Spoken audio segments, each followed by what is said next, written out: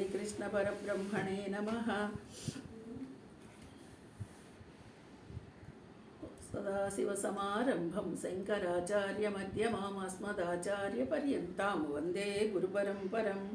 ఓం శ్రీ గణేశాయ నమః. శ్రీ సరస్వత్యై నమః. శ్రీ గురుభ్యో నమః. నారాయణం నమస్కృత్యం నరం చైవ నరోత్తమం దేవీం సరస్వతీం వ్యాసం తతో జయముదీరయేత్. హరి ఓం. శ్రీమద్భగవద్గీత అష్టమోధ్యాయः అక్షరబ్రహ్మయోగः. 8వ అధ్యాయము 4వ శ్లోకము. అధిభూతం క్షరో భావః పురుషాధిష్ఠితైవతం అధియజ్ఞో అహమేవాత్ర దేహే దేహభృతాం వర. అధిభూతం క్షరః భావః పురుషః చ అధిదైవతం అధియజ్ఞః అహం ఏవ అత్ర దేహే దేహభృతాం వర. ఇది పదవిభజన. చూద్దాం. కిందటి శ్లోకంలో మనము అంటే సర్వశ్రేష్ఠుడైనటువంటి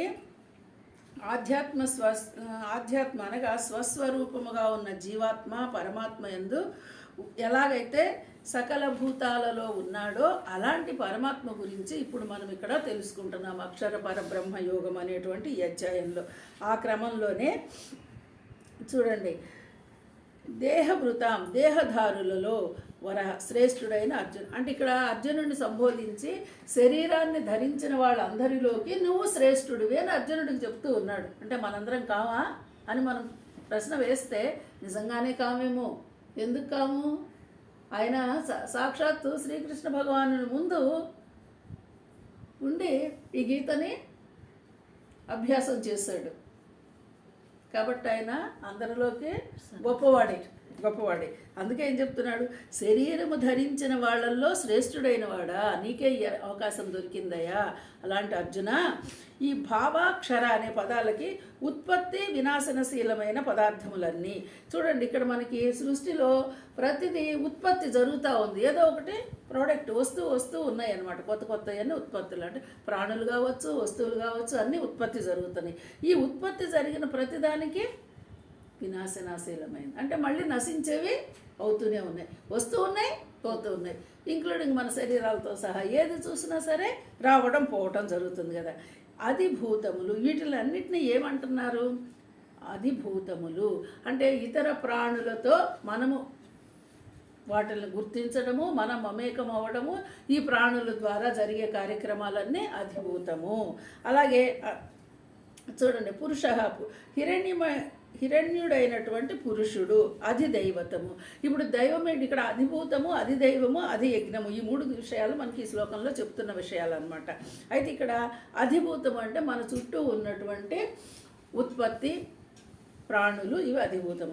అది దైవం అంటే ఏంటి? ఇక్కడ హిరణ్యమయుడైన పురుషుడు అంటే మనం చూడండి, స్టార్టింగ్ ఎక్కడి నుంచి వచ్చిందంటున్నాము? పరమాత్మ సృష్టి ఫస్ట్ హిరణ్య గర్భుడిని సృష్టించాడు. హిరణ్య గర్భుడి నుంచి మనమంతా వచ్చాము. అంటే ఆ హిరణ్య గర్భుడు ఎక్కడున్నాడు? దైవము, దైవరూపంగా. అంటే అత్ర దేహే ఈ దేహములలో అంతర్యామిగా ఉన్నాడు. మన దేహములో అంతర్యామిగా ఉన్నవాడే హిరణ్య గర్భుడు. అది దైవము. రెండైనయా అధిభూతములు అంటే మన చుట్టూ ఉన్నటువంటివి, అది దైవము అంటే మనలో అంతర్యామిగా ఉన్న పరమాత్మ. అలాగే అహం ఏవ నేనే వాసుదేవుడిని, అది యజ్ఞ. ఇక్కడేంటి యజ్ఞం ఏంటి?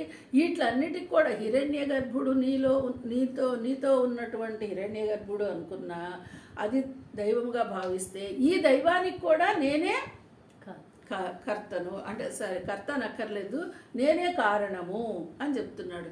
అంటే ఇక్కడ ఈ యజ్ఞం అనేది అది యజ్ఞం అంటున్నాడు. ఎందుకంటున్నాడు?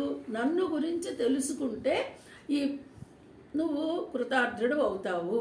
అంటే నీకు చుట్టూ ఉన్న భూతాలు, నీలో ఉన్న పరమాత్మ, వీటిలన్నిటికీ కారణమైనటువంటి నేను, అది యజ్ఞము. ఈ విధంగా నన్ను గురించి తెలుసుకో అని చెప్తున్నాడు. అయితే ఇక్కడ ఈ ఉత్పత్తి వినాశశీలమైన పదార్థములన్నీ అధిభూతములు అనమాట. అంటే చూడండి, వస్తూ పోతూ ఈ సృష్టిలో జరుగుతున్నవన్నీ అధిభూతములు.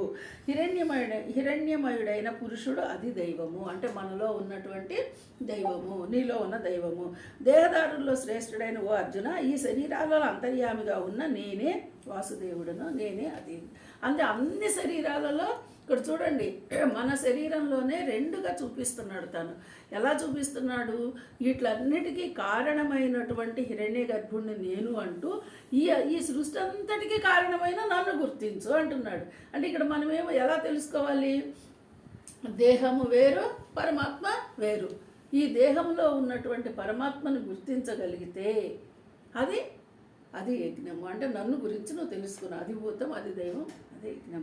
ఈ 3 విషయాలుగా నువ్వు నీకు చూడండి, మామూలుగా తెలిసేదేమో అన్ని ప్రాణులలో ఉన్నటువంటి పరమాత్మ ఒక్కడే అని మనకు తెలుస్తుంది.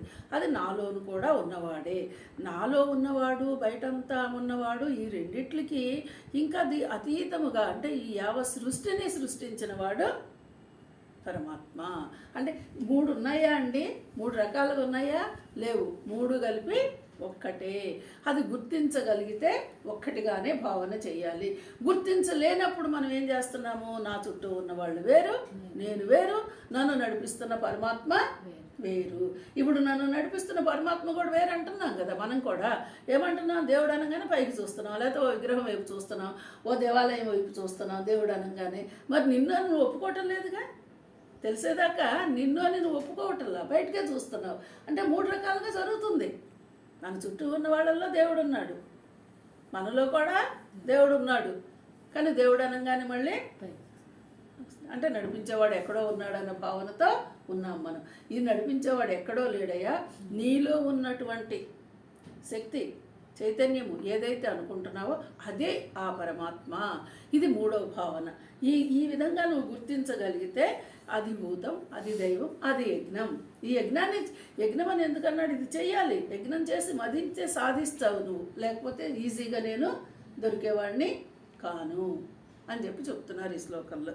ఓకే, హరి ఓం.